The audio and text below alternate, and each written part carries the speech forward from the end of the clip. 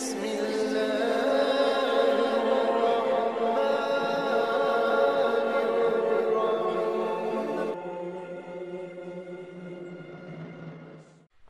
Assalamualaikum warahmatullahi wabarakatuh. Bismillahirrahmanirrahim. Alhamdulillahirabbil alamin wa bihi nasta'in ala umurid dunya waddin wassalatu wassalamu ala asyrafil mursalin sayyidina wa maulana Muhammadin wa ala alihi wa sahbihi ajma'in, amma ba'd. Para pemirsa TVNU Damai Balikpapan yang saya hormati, saya senang sekali bisa hadir di kanal YouTube yang dikelola oleh teman-teman NU di Balikpapan ini, dan saya diminta untuk memberikan kultum ya tentang bulan Ramadan ini, menyambut bulan Ramadan ini, dan bagaimana kita memaknai bulan Ramadan ini untuk para generasi milenial ya, atau bahkan mungkin generasi setelahnya, generasi Z ya. Saya sendiri bukan generasi milenial, apalagi generasi Z. Saya ini generasi kolonial. Jadi saya mungkin juga tidak tahu sepenuhnya bagaimana aspirasi generasi milenial dan generasi Z ini. Nah, saya akan berbicara tentang bagaimana memaknai bulan Ramadan bagi generasi milenial ini ya, dan yang sesudahnya. Saudara-saudara, bulan puasa ini bulan yang kita tahu bulan yang istimewa, bulan suci. Dari segi penampakan lahirnya, bulan puasa ini tidak beda dengan bulan-bulan yang lain. Bulan puasa ini ya sama, sehari semalam 24 jam, setiap jamnya 60 menit. Paginya juga sama dengan bulan-bulan yang lain. Pagi itu ya ditandai dengan matahari terbit di timur. Nanti surupnya, maghribnya juga sama, ditandai dengan matahari tenggelam di barat. Jadi dari segi fisik, dari segi penampakan luar tidak ada perbedaan antara bulan Ramadan dengan bulan yang lain ya. Juga bulan puasa ini bagi orang-orang yang tidak mengalami pengalaman seorang muslim juga biasa ya. Ini bulan yang nggak ada bedanya dengan bulan-bulan yang lain. Sebagaimana kalau bagi orang muslim melihat perayaan Natal ya, tanggal 25 Desember itu ya nggak ada bedanya dengan tanggal-tanggal yang lain, karena orang Islam tidak mengalami pengalamannya orang Kristen. Begitu juga bulan Ramadan, bagi orang yang di luar Islam mungkin tidak bisa merasakan kespesialannya bulan Ramadan ya. Hanya orang yang tumbuh di dalam masyarakat Muslim, tumbuh dalam budaya Muslim, dia akan merasakan itu kekhususan dan kespesialannya bulan Ramadan. Nah, bulan Ramadan ini spesial karena di dalam bulan Ramadan ini orang Muslim ya, itu menjalani suatu ibadah selama sebulan penuh, yaitu ibadah puasa itu.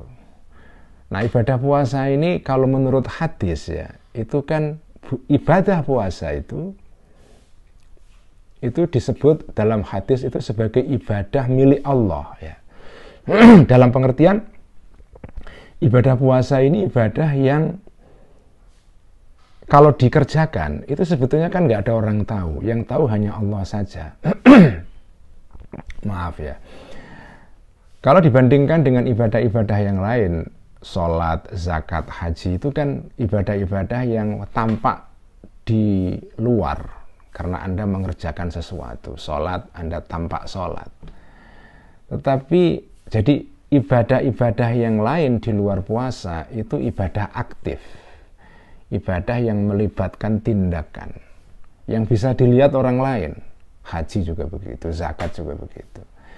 Tetapi puasa itu tindakan negatif, dalam pengertian tidak kelihatan, kegiatan yang tidak tampak kegiatannya. Karena puasa itu kan intinya Anda tidak makan, tidak minum. mengendalikan diri tidak melakukan sesuatu. Karena itu ibadah puasa ini karakternya negatif, yaitu bukan negatif dalam pengertian jelek ya, negatif dalam pengertian tidak ada tindakan yang kelihatan di situ. Nah, yang mengetahui tindakan ini hanya kamu sendiri karena kamu yang melakukannya dan Allah Subhanahu wa taala. Jadi ibadah puasa ini spesial, ibadah yang menjadi hak prerogatifnya Allah Subhanahu wa taala. Tetapi walaupun demikian, puasa ini itu kelihatan semaraknya di masyarakat ya. Begitu bulan puasa tiba itu suasana masyarakat muslim beda. Ketika masih bulan Sya'ban itu ya normal. Begitu masuk bulan Ramadan, suasana berubah total itu. Orang terawih, orang buka puasa, antri beli takjilan. Tiba-tiba yang pada hari sebelum Ramadan tidak bikin kolak, tiba-tiba bikin kolak. Ya. Jadi ada sesuatu yang khusus dikerjakan pada bulan ini. Itulah yang membuat bulan ini terasa spesial, terasa beda suasananya bagi orang Islam. Dan suasana beda ini karena tercermin di dalam bentuk tadi itu, ya, dalam bentuk kebiasaan-kebiasaan yang bisa dilihat orang banyak, buka puasa, bukber misalnya ya, itu juga dirasakan dampaknya oleh orang-orang di luar Islam itu. Makanya kalau ada bukber itu, ada acara bukber itu seringkali saya sering mendatangi bukber yang ikut juga ada kalangan di luar Muslim juga. Ya. Ini menarik. Jadi peristiwa puasa ini, ibadah puasa itu ibadah yang hanya diketahui oleh Allah, tapi sebetulnya menciptakan suasana sosial yang bisa dirasakan oleh semua orang. Nah, suasana sosial seperti ini penting, saudara-saudara, karena di dalam suasana seperti inilah seorang anak ya yang lahir di dalam keluarga Muslim itu bisa merasakan agama secara konkret ya. Anda itu seringkali mengingat peristiwa-peristiwa zaman kecil, itu mengingat peristiwa-peristiwa yang terkait dengan pekerjaan atau ibadah ritual seperti ini ya.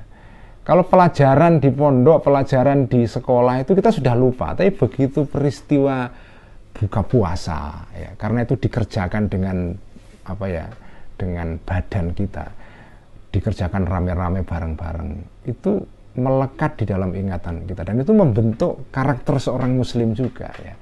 Inilah pentingnya apa ya, ibadah seperti puasa ini, menciptakan suasana yang suasana ini membentuk kepribadian seorang muslim, karakter seorang muslim yang membedakan Anda dengan orang lain ya. Karena itu penting sekali kita mengajari anak-anak kita, generasi muda itu untuk tumbuh di dalam suasana seperti ini. Suasana keislaman itu, suasana agama itu menonjol sekali selama bulan puasa itu. Di antara bulan-bulan yang lain selama setahun, bulan puasa ini bulan yang intensif. Di dalam bulan inilah umat Islam itu intensif mengalami pengalaman ibadah. Dan itu tertular juga, suasana seperti ini tertular juga kepada anak-anak, kepada remaja-remaja dan seterusnya. Nah, inilah pentingnya bagi remaja-remaja, bagi anak-anak itu terlibat di dalam suasana seperti ini. Makanya penting anak-anak itu diajak tarawih, ya, diajak buka puasa bersama, dan seterusnya, supaya mereka juga bisa mengalami pengalaman sosial. Jadi agama itu meninggalkan jejak atau pengaruh yang dalam karena ada ibadah-ibadah yang seperti ini ya. Kalau pelajaran berupa ceramah itu cepat dilupakan, tetapi kalau ibadah berupa tindakan seperti ini, apalagi dikerjakan rame-rame, nanti kalau lebaran ada peristiwa rame-rame mudik, ya, peristiwa mengunjungi antara tetangga dan tetangga yang lain dan seterusnya, sowan atau silaturahmi kepada tokoh-tokoh, kepada kiai, ulama, itu penting banget itu membentuk, itu menciptakan sosialisasi, membentuk karakter seorang muslim itu. Nah, bulan puasa ini kita tahu ini kan bulan dimana kita melaksanakan ibadah. Nah, ibadah ini ibadah puasa. Intinya ibadah puasa itu kalau kita telaah dengan cermat, itu kan dalam bahasa Arab disebut dengan al-imsak, ya. Kita menahan diri, al-imsak. Makanya di dalam puasa itu ada waktu namanya waktu imsak, waktu dimana kita mulai berhenti makan itu. Nah, jadi intinya ibadah puasa itu ya ibadah imsak, ibadah menahan diri tidak melakukan makan dan minum. Pekerjaan yang kita lakukan secara normal sehari-hari, makan minum. Nah, pada bulan puasa kita hentikan itu. Jadi puasa itu intinya berhenti melakukan sesuatu. Nah, di sini mungkin kalau mau diterjemahkan dalam kehidupan anak-anak remaja sekarang, ya, itu ya bulan puasa ini harus diterjemahkan ya dalam bentuk kemampuan berhenti melakukan sesuatu, ya, berhenti melakukan sesuatu yang jelek, yang negatif, ya. Kita sekarang hidup di zaman yang ditandai dengan teknologi digital. Nah, dalam teknologi digital ini banyak platform-platform yang memudahkan orang ini untuk membagi pendapatnya, men-share pendapatnya secara bebas, tanpa kendali. Orang ngomong apa saja, apalagi kalau dia tidak menggunakan identitas yang jelas, anonim, itu dia bisa ngomong apa saja, menyakiti orang lain dan seterusnya.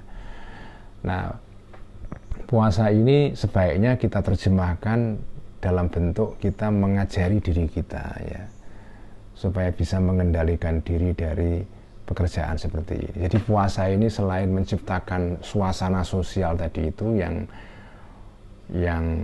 membuat orang merasa betul sebagai muslim, ya, hidup betul di dalam komunitas muslim. Ketika puasa itu kita merasakan itu. Tapi puasa jangan berhenti di situ saja. Jangan berhenti hanya dalam buka bersama, makan-makan, terawih rame-rame, menyulut petasan dan seterusnya. Ya, itu bagian dari suasana puasa. Tapi yang lebih penting adalah kita mengajari diri kita melalui puasa ini untuk menanamkan kemampuan pengendalian diri. Manusia itu dinilai, ya, dihargai, nilai manusia itu antara lain melalui kemampuannya dia mengendalikan diri. Kalau manusia itu tidak punya kemampuan mengendalikan diri, apapun yang dia pikirkan kemudian ditulis, disebarkan tanpa kontrol, tanpa kendali, itu bisa membuat harga sampean turun itu. Nilai kapitalisasi Anda itu turun. Manusia itu menjadi terhormat, dihargai orang karena dia menjaga dirinya, mengendalikan dirinya untuk tidak melakukan apa saja yang dia kehendaki tanpa kendali. Ketika dia bermain di dalam dunia medsos, dia tahu batas, ya. Tahu batas. Nah, dengan tahu batas ini sampean kemudian bisa mengendalikan diri. Nah, dengan mengendalikan diri itu Anda dihormati orang lain. Begitu Anda lepas kontrol, Anda nggak akan dihormati orang lain.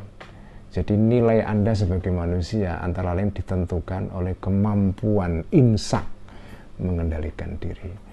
Ini yang bisa saya sampaikan. Semoga bulan puasa ini bisa menanamkan kepada diri kita kemampuan-kemampuan seperti ini, dan semoga bulan puasa ini menanamkan karakter kepada kita sebagai muslim, sebagai masyarakat muslim ya. Terima kasih kepada para pemirsa TVNU. Salam buat teman-teman di Balikpapan. Terima kasih kepada Mas Andri yang sudah mengajak saya untuk mengisi ruangan ini. Sekian, wallahul muwaffiq ila aqwamit thoriq. Assalamualaikum warahmatullahi wabarakatuh.